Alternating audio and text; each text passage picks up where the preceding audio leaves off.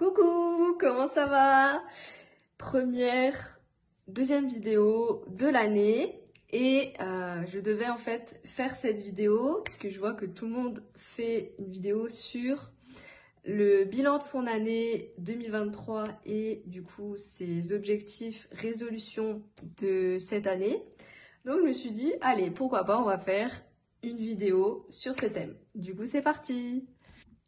Alors, je commencerai par cette vidéo en introduction en disant que l'année 2023 a été vraiment synonyme de nouveauté pour moi. Nouveauté et grosse sortie de zone de confort. Enfin, la zone de...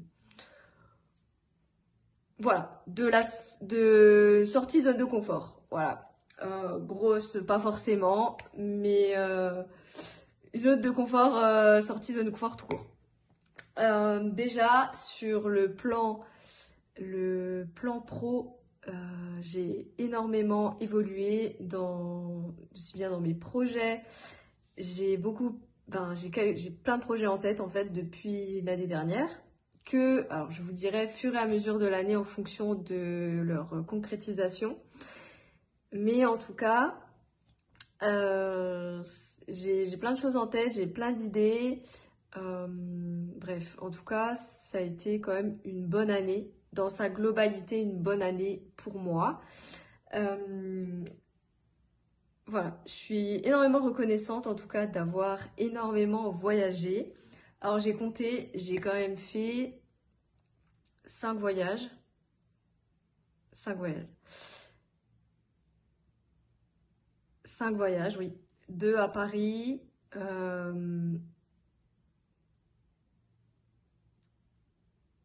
2 en Espagne et 1 en Allemagne. C'est quand même énorme. Voilà, je ne pensais pas faire autant de voyages. Et je suis énormément reconnaissante d'avoir pu partir en tout cas. Et ça m'a énormément permis de grandir.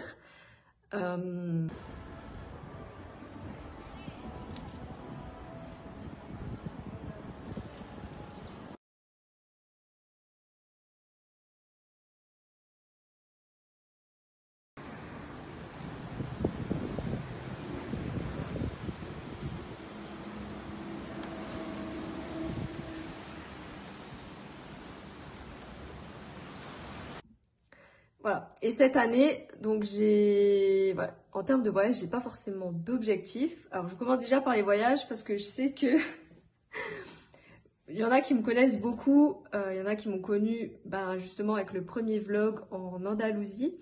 Donc, je commence par les voyages. Alors, j'ai quand même 2-3 villes déjà. Enfin, en tout cas, une destination de sûr. Mais je vous en dis pas plus là maintenant. Je garde les fêtes de surprise et voilà, c'est encore dans quelques temps. Donc, j'ai le temps de vous partager. Et en tout cas, ce qui m'a permis en fait, dans ces voyages, ce qui est bien, c'est que vraiment, on rencontre vraiment d'autres personnes.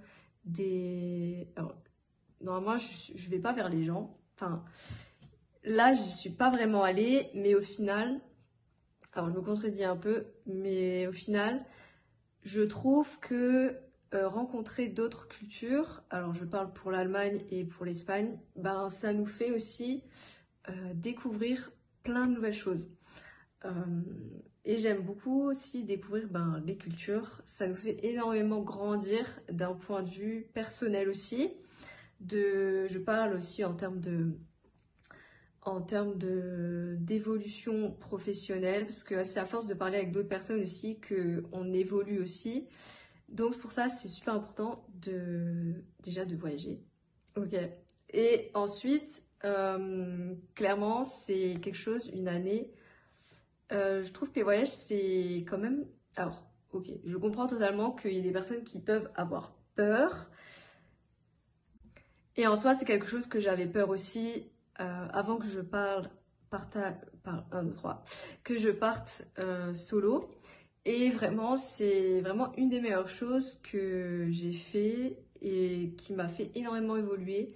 Déjà sur plusieurs points. Alors, on fait déjà le point voyage, ok? Ça va être très très long. Déjà, le premier point, c'est de savoir tout simplement en fait se débrouiller quand on est dans un autre pays.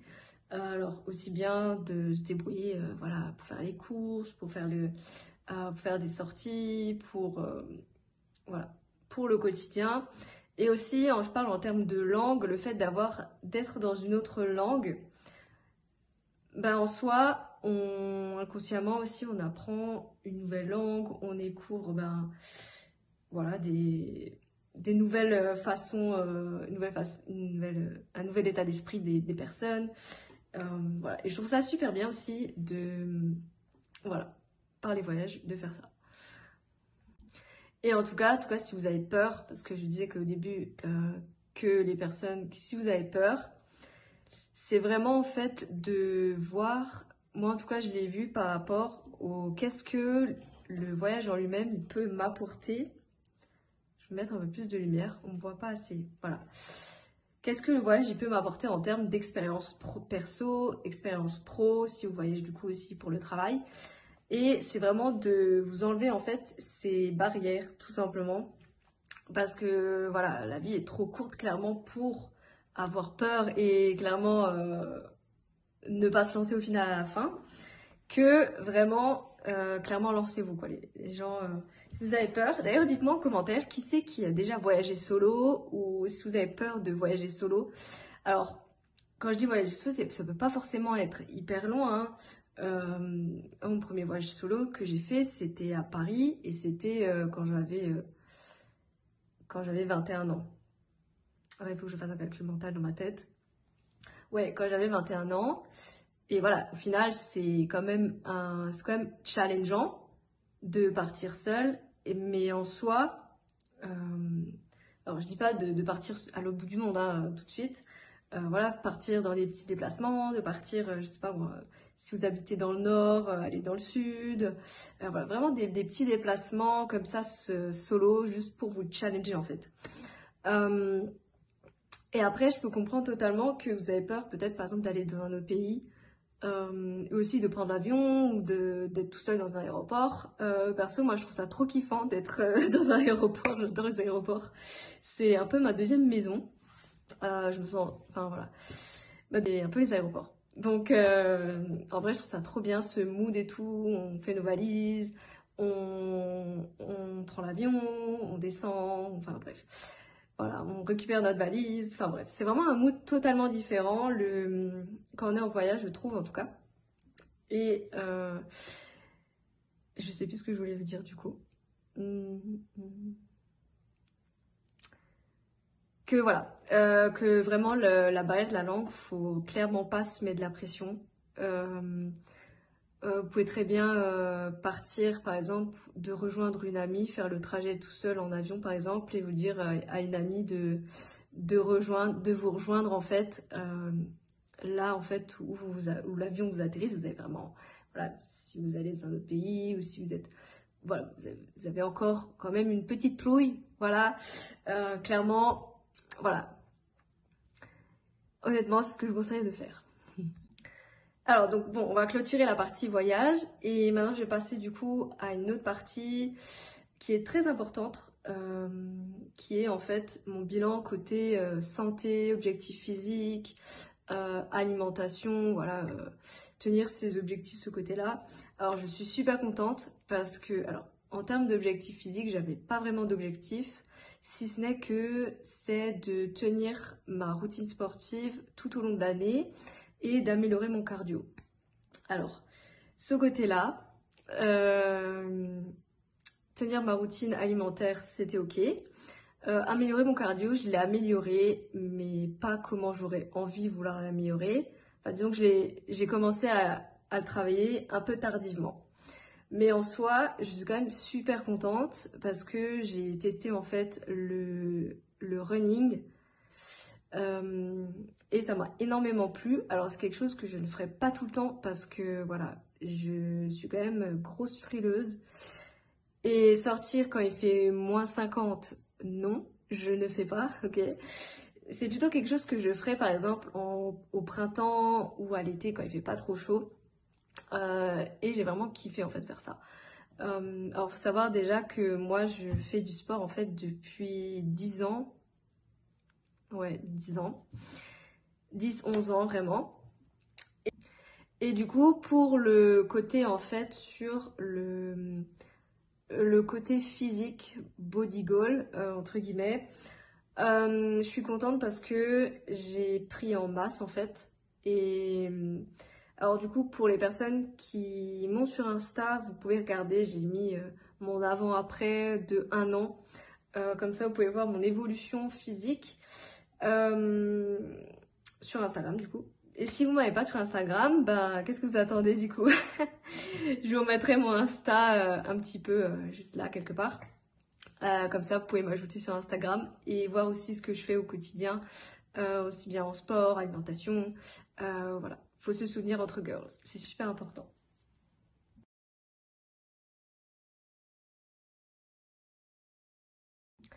Et je suis super fière de moi parce que j'ai clairement, c'est alors pour le physique que je viens vous partager, c'est vraiment en fait des années de voilà, d'entraînement, des années de sport. Alors j'ai une alimentation aussi super saine à l'année, hein. Je dis pas voilà que voilà, vraiment pas que vous soyez dans la comparaison avec en voyant ouais super voilà, t'as un beau physique et tout. Mais faut pas oublier que ça fait des années en fait que je fais du sport, ça fait des années que alors que j'ai une alimentation, ça fait que 4-5 ans. Mais voilà, j'ai toujours vraiment j'ai une alimentation voilà, j'ai un style de vie qui est quand même très très sain et très euh, voilà, très sain. Donc vraiment voilà, vraiment ne vous comparez pas avec mon physique, ok? Mais en soi, je suis très contente parce que j'ai quand même bien séché, j'ai pris en masse et je suis super contente. Je faisais déjà en fait quand j'étais plus jeune, je faisais en fait de l'athlétisme et j'ai arrêté parce que j'ai déménagé et au final, voilà, c'était un peu loin. Et du coup, j'ai commencé à faire en fait de la musculation, du fitness, vraiment pour au début pour perdre du poids. Voilà. Et en tout cas, j'avais vraiment envie de découvrir autre chose. J'ai l'impression, dernière de 1, 2, 3, la fin d'année dernière, j'avais vraiment envie, je sais pas, j'étais dans un mood en fait de tester le running. Alors bon, comme pour ceux qui l'ont vu, voilà, c'était clairement l'endroit idéal, l'endroit paradisiaque et tout. Il faisait super beau, il faisait chaud. C'est sûr, quand il fait -40 et quand il pleut tous les jours, c'est moins fun. Voilà, qu'on se le dise honnêtement. Mais en soi, si c'est vraiment quelque chose que vous avez envie de tester, faites-le. Clairement, voilà. Même si vous faites 2 kilomètres en soi, vraiment, c'est quand même super et fixez-vous des petits objectifs comme ça sur l'année et vous dites, vous fixez, voilà, quand vous l'atteignez, vous êtes super fiers de vous. Et en tout cas, vraiment, c'est à chaque fois ce que je fais, je me fixe des petits objectifs et après, voilà, je suis trop contente de moi, je suis trop fière.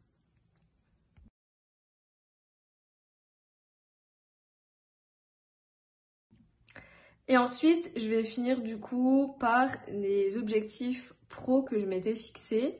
Alors, entre nous, j'ai pas atteint mes objectifs pro, mais en tout cas, j'ai énormément beaucoup plus de clarté avec ce que je veux faire, avec ce que je veux aller, où est-ce que je veux aller, c'est plus français, que le début d'année. En début d'année, j'avais un objectif clair en tête.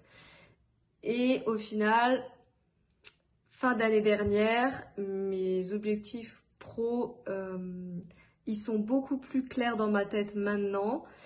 Et je sais au moins où je veux aller. Je sais voilà, que clairement la vie est trop courte pour ne pas faire ce qu'on veut dans la vie. Donc voilà, c'est vraiment... Alors ce chapitre va être quand même très court. Mais en soi, je peux que vous partager ça. Voilà. Mais en tout cas, je suis super fière aussi de voilà, d'avoir lancé ma chaîne YouTube parce que voilà, c'était... Alors en début d'année, c'était pas forcément un objectif que je voulais faire, mais en tous les cas, la fin d'année, j'ai eu plein d'illuminations dans ma tête et je me suis dit, il faut que je le fasse. Voilà, let's go, c'est parti. Clarouche, il faut que tu le fasses, c'est bon. Pareil pour mon podcast, pour ceux qui ne le savent pas, j'ai lancé un podcast aussi. Et je suis super contente aussi de l'avoir fait parce que j'avais envie de le faire et c'était une grosse sortie de zone de confort pour moi. Même les vidéos YouTube, c'est clairement une grosse sortie de confort. C'est pour ça que j'ai dit que l'année au final, l'année dernière, c'est une sortie, c'est voilà, remplie de challenges et de sorties de zone de confort sur vraiment tous les points. Et je suis vraiment trop fière de ça. Ensuite, un autre point, objectif, sortie / sociabilisation. On va y arriver. Alors honnêtement, j'avais pas forcément d'objectif de plus sortir ou quoi. Mais je suis super contente parce que en vrai, je me suis vachement plus sociabilisée que d'habitude. Voilà, dans ma petite campagne paumée, voilà, à côté de l'Alsace et en Franche-Comté. Je suis super contente en fait de m'être sociabilisée un peu plus, d'aller aussi en fait plus vers les personnes et voilà, je suis super contente. Même côté restaurant, je suis sortie beaucoup plus que les autres années et ça franchement c'est un énorme progrès, je suis super fière. Même si pour il y en a, c'est pas forcément... c'est pas compliqué, mais moi du coup je suis super contente parce que du coup dû à mes intolérances, bah, au final j'ai quand même réussi à sortir, à me faire plaisir au quotidien et franchement honnêtement je suis super fière. Voilà, je vais pas vous redire 40 fois que je suis super fière d'être sortie au restaurant. Vraiment, je suis super contente. Et d'ailleurs je vous ferai je ferai une autre vidéo à ce sujet, parler un peu plus en détail. Voilà mon parcours un peu plus complet. Et vraiment, voilà, je suis super contente. Je vais clôturer ce mini chapitre en disant que je suis super contente, que je suis super fière. Donc voilà. Ensuite, pour parler de mes objectifs de cette année, alors j'ai mon ordi, je vais vous montrer directement sur mon ordi parce que j'ai fait ça bien. Alors ce que je peux vous partager en tout cas. Et bah, du coup je vous montre. Alors, au final, je vais vous les dire là, comme ça, ce sera beaucoup plus simple. Alors, je vais déjà commencer par mes objectifs pro, du coup. Alors, j'ai comme objectif d'avoir, du coup, 10 000 abonnés sur la chaîne YouTube. Pareil, du coup, sur Instagram et pareil sur TikTok. Je vous mettrai tout en dessous, tous mes réseaux sociaux, comme ça, vous pouvez aller vous abonner et me suivre un petit peu de plus près aussi, mon quotidien. Ensuite, j'ai comme objectif... alors celle-ci je pourrais pas vous partager, mais d'organiser des événements en ligne sur des thématiques, voilà, tout type de thématiques et ouvert vraiment à tous. Ensuite, ça c'est pour la partie pro, ce que je peux vous partager en tout cas.